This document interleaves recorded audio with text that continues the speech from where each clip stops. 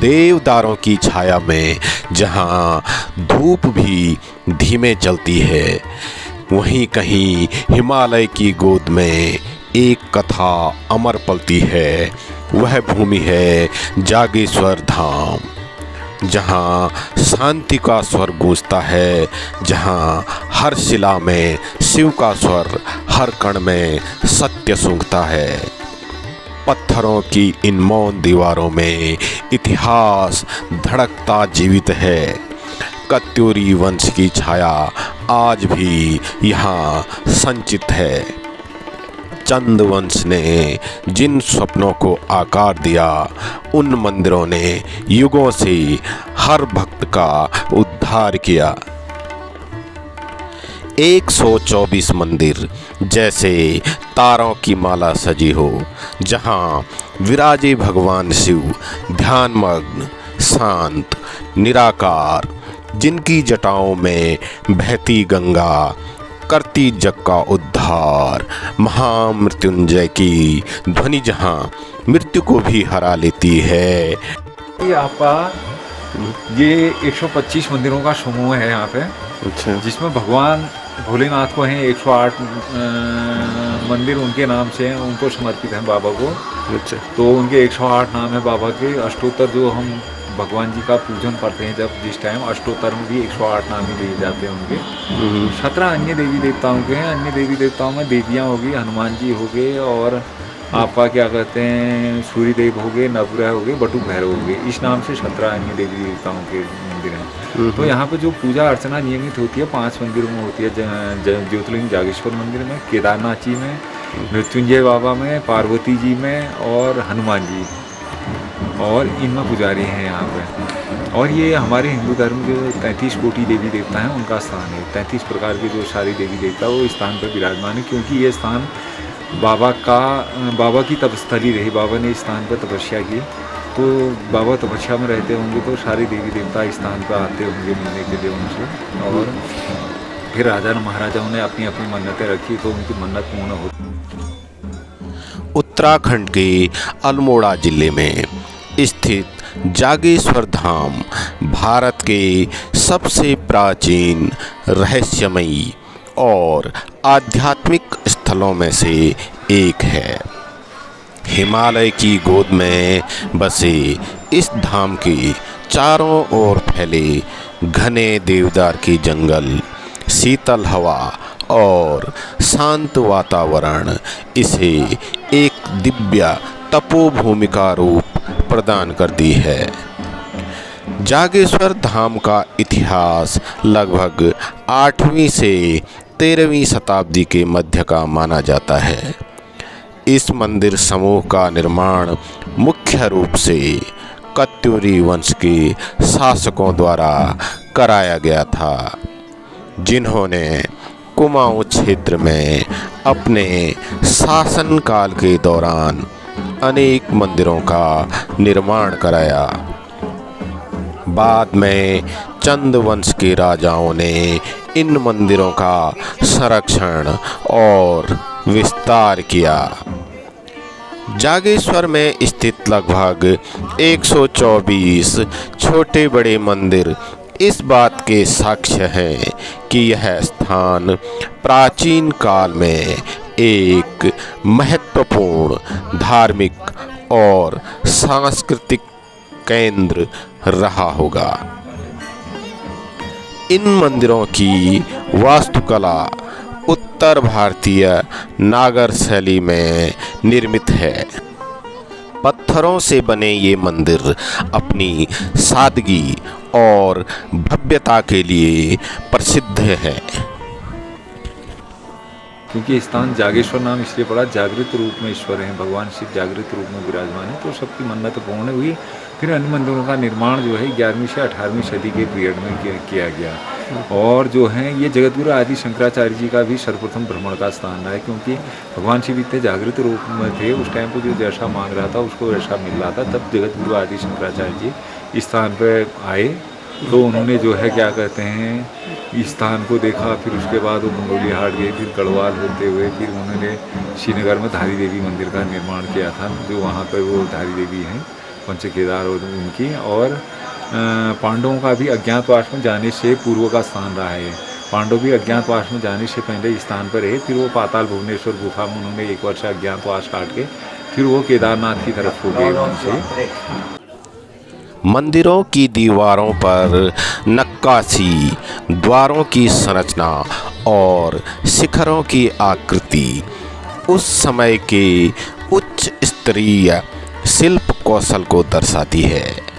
विशेष रूप से मुख्य जागेश्वर महादेव मंदिर और महामृत्युंजय मंदिर की संरचना अत्यंत आकर्षक और आध्यात्मिक प्रभाव से भरपूर है। धार्मिक मान्यताओं के अनुसार जागेश्वर धाम भगवान शिव का एक अत्यंत पवित्र स्थल है। यहाँ स्थित शिवलिंगों की पूजा सदियों से होती आ रही है। महामृत्युंजय मंदिर में स्थापित शिवलिंग को अत्यंत शक्तिशाली माना जाता है और यहाँ भक्तजन रोग, भय और अकाल मृत्यु से मुक्ति की कामना लेकर आते हैं। कुछ श्रद्धालु यह भी मानते हैं कि जागेश्वर धाम को 8वां ज्योतिर्लिंग माना जा सकता है, यद्यपि यह आधिकारिक रूप से मान्य नहीं है। जागेश्वर का उल्लेख कई प्राचीन ग्रंथों और लोक कथाओं में भी ये मिलता जो है। भगवान शिव का लिंग रूप में पूजन हुआ उसकी शुरुआत भी यहीं से है। जो पृथ्वी में सर्वप्रथम भगवान शिव को लिंग रूप में पूजित किया जाने लगा, उसकी शुरुआत का स्थान भी यही है। और 12 ज्योतिर्लिंगों की उत्पत्ति का स्थान भी माना गया इस स्थान को। और लवकुश ने भी यहाँ पर भगवान शिव का पूजन किया, यज्ञ किया। इस सामने कुंड है उनका त्रेता में। अच्छा। तो बहुत पौराणिक स्थान है। एक उसमें दिया भी है कि भाई श्लोक दिया हुआ है जागेश्वर महात्म्य जो है उसमें, भूतले मुनि शादुला सत्यमेव तन्मयोदितम दे रखा है। इस भूतल में, इस पृथ्वी लोक में इतना जो है क्या कहते हैं, ऐसा स्थान कहीं नहीं है दे रखा है। विशाल का जो 3 किलोमीटर एरिया में देवदार का जंगल है, उसी के बीच में भगवान शिव जो हैं विराजमान हैं और बहुत रमणीक जगह है। और क्या कहते हैं, भोलेनाथ की तपस्थली भी है ये स्थान। देवदारों की छाया में जहाँ धूप भी संकोच से उतरती है, वहीं कहीं जागेश्वर धाम की धरती एक अनकही कथा में स्वयं को बुनती है। 2 तने एक जड़ से जन्मे, जैसे जीवन ने स्वयं कोई रहस्य रचा हो, जैसे प्रकृति ने अपने हृदय की कोई गीत सजा रखी हो। ये जुड़वा पेड़ खड़े हैं मौन, पर मौन में भी बहुत कुछ कहते हैं, जैसे समय के पन्नों पर लिखी कोई प्राचीन गाथा बहती है। कहते हैं यह केवल वृक्ष नहीं, यह शिव और शक्ति का रूप है, जहाँ एक ही अस्तित्व में 2 अनंत स्वरूप हैं। यहाँ पर पत्ता मंत्र बन जाता है, हर शाखा ध्यान में डूब जाती है और हवा की हर हल्की लहर ओम नमः शिवाय गुनगुनाती है। भगवान शिव की जटाओं सा गहन वन, माता पार्वती की कोमलता सा यह स्पर्श, जैसे दोनों मिलकर किसी अलग दिखने वाली दुनिया का निर्माण करती है। माना जाता है कि ये पेड़ शिव और शक्ति के अटूट मिलन का प्रतीक हैं। जैसे शिव और पार्वती 2 रूप होते हुए भी एक ही तत्व हैं, वैसे ही ये पेड़ भी एक ही जड़ से उत्पन्न होकर 2 स्वरूपों में विकसित होते हैं। कुछ लोग इन्हें अर्धनारीश्वर स्वरूप का भी प्रतीक मानते हैं, जहाँ एक ही अस्तित्व में 2 शक्तियाँ समाहित होती है।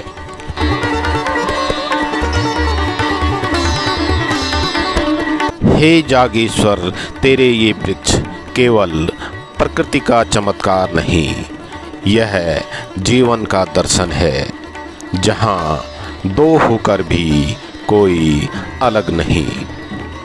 जो भी इनके पास आता है कुछ न कुछ सीख कर जाता है कि सच्चा संबंध वही है जो जड़ से जुड़ा रहकर भी आकाश तक फैले। कभी यहाँ ऋषियों ने बैठ तप की अग्नि जलाई थी। शांत वनों की गहराई में आत्मा को सत्य सिखाई थी। वही तपोभूमि आज भी साधकों को बुलाती है, मन के अंधकार को हरकर ज्ञान का दीप जलाती है। भारतीय पुरातत्व सर्वेक्षण भी जिसे सहेज रहा है, उस धरोहर में भारत का गौरव सदा ही सजा रहे। शिलालेखों में छिपी हुई युगों की अनकही कहानी हर अक्षर में जीवित दिखती है, संस्कृति की ये अमिट निशानी। श्रावण मास की हरियाली में जब घंटों की ध्वनि गूंजती है, महाशिवरात्रि की रातों में भक्ति दीपक जलती है, दूर दूर से आते भक्त चरणों में शीश झुकाते हैं, मन के सारे भार उतार शिव में खुद को पाते हैं। यहाँ प्राप्त शिलालेख, मूर्तियाँ और स्थापत्य अवशेष प्राचीन भारतीय सभ्यता और संस्कृति के विकास की कहानी कहते हैं। इन अवशेषों के माध्यम से उस समय की धार्मिक मान्यताओं, सामाजिक संरचना और कला के स्तर का अनुमान लगाया जा सकता है। प्राकृतिक सौंदर्य की दृष्टि से जागेश्वर धाम किसी स्वर्ग से कम नहीं है। चारों ओर फैले देवदार के वृक्ष, ऊंचे ऊंचे पहाड़ और शीतल वातावरण मन को शांति प्रदान करते हैं। यहाँ का वातावरण इतना शांत और निर्मल है कि व्यक्ति स्वयं को प्रकृति के अत्यंत निकट महसूस करता है। यही कारण है कि यह स्थान न केवल तीर्थयात्रियों बल्कि प्रकृति प्रेमियों और पर्यटकों के लिए भी आकर्षण का केंद्र है। जागेश्वर धाम में वर्ष भर श्रद्धालुओं का आना जाना लगा रहता है, लेकिन श्रावण मास और महाशिवरात्रि के अवसर पर यहाँ विशेष भीड़ होती है। इन अवसरों पर मंदिरों में विशेष पूजा अर्चना और धार्मिक कार्यक्रम आयोजित किए जाते हैं। पूरा वातावरण भक्ति, श्रद्धा और उत्साह से भर जाता है। आधुनिक समय में भी जागेश्वर धाम अपनी प्राचीनता और पवित्रता को बनाए हुए है। यहाँ आने वाले श्रद्धालु न केवल धार्मिक आस्था के कारण आते हैं, बल्कि वे यहाँ की प्राकृतिक सुंदरता और मानसिक शांति का भी अनुभव करते हैं। यह स्थान आज भी लोगों को आध्यात्मिक ऊर्जा और आंतरिक संतुलन प्रदान करता है। यह केवल मंदिर नहीं, यह जीवन का सार है, जहाँ प्रकृति, इतिहास और भक्ति तीनों का सुंदर संसार है। जागेश्वर की इस पावन भूमि पर मन बार बार झुक जाता है और हर हृदय बस एक ही स्वर में हर हर महादेव गाता है। यह स्थान उत्तराखंड के कुमाऊं क्षेत्र के अल्मोड़ा जिले से लगभग 35 किलोमीटर की दूरी पर स्थित है, जहां जाने के लिए आपको कोई भी वाहन आसानी से उपलब्ध हो जाता है। तो दोस्तों अगर आपको वीडियो अच्छा लगे तो वीडियो को एक लाइक जरूर कीजिएगा। अगर आप चैनल पर नए हैं तो चैनल को भी सब्सक्राइब जरूर कीजिएगा। मिलते हैं अगले वीडियो में, तब तक के लिए नमस्कार। स्वस्थ रहें, मस्त रहें।